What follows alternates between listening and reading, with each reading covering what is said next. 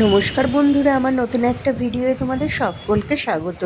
দেখো, রেগুলারের মতো আমি সকালবেলা রান্নাঘরে রান্না করতে গেলাম। আর আজকে করেছিলাম বিনস, গাজর আর আলু দিয়ে আর কপি দিয়ে একটা তরকারি, জলখাবারে লঙ্কা পাঁচফোড়ন দিয়ে তরকারিটা করেছিলাম।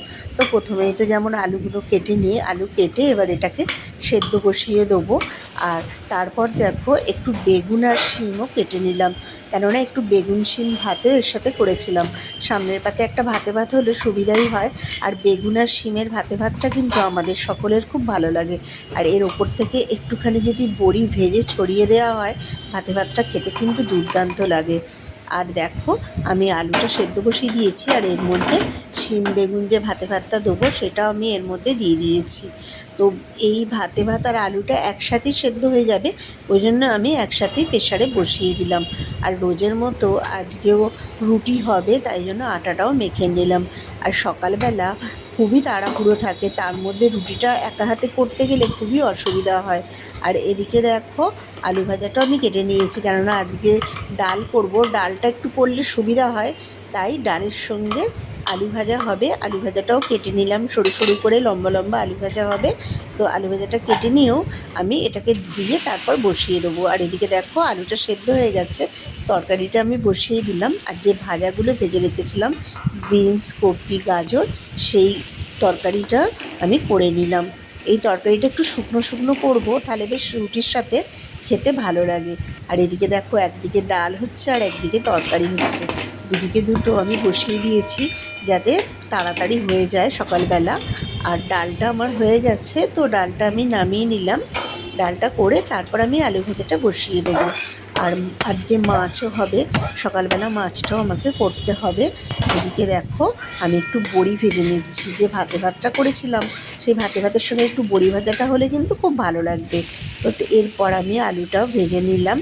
তো এদিকে নিরামিষের দিকে যা করার সব রান্নাগুলো আগে করে নিয়ে লাস্টে আমি মাছটা রান্না করব। তো দেখো, এদিকে আমি টিফিনে নিয়ে যাবে, তাই ডিমটা ভেজে নিলাম। ডিমটা ভেজে তরকারি, রুটি আর ডিম ভাজাও টিফিনে দিয়ে দিলাম। আর শিম আর বেগুন যে ভাতে ভাতটা করেছিলাম, এটাও আমি মেখে রাখলাম। তবে বড়ি ভাজাটা এখন মেশালাম না, যখন খাবো তখন বড়ি ভাজাটা মিশিয়ে দেবো। আর ঠিক আছে, দাঁড়ো, আলু ভাজা দেবো।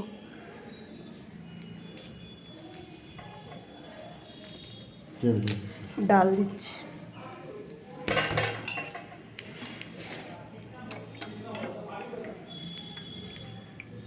লঙ্কাগুলো উঠছে।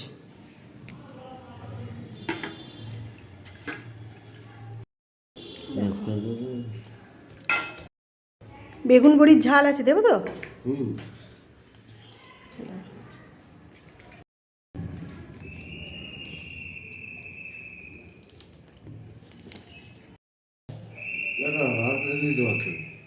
না না, খাও না, তোমার জন্যই করেছি, ভালোবাসো তো বড়ি।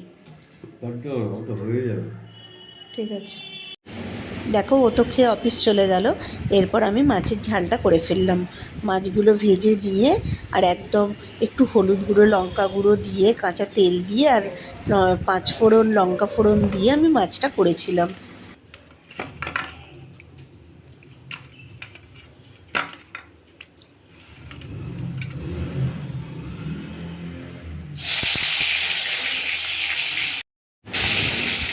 বেশিরভাগ আমাদের মাছটা বেলাতেই হয়। তো শাশুড়ি মা বেলায় মাছটা করে, আর সকালে যা রান্না করার আমি করি। কিন্তু শাশুড়ি মা ছিল না বলে আমি সব রান্না করা হয়ে যাবার পরই সকালবেলায় মাছটা করে তারপর রান্নাটা শেষ করলাম। তো দেখো, মাছটা আমার হয়ে গেছে।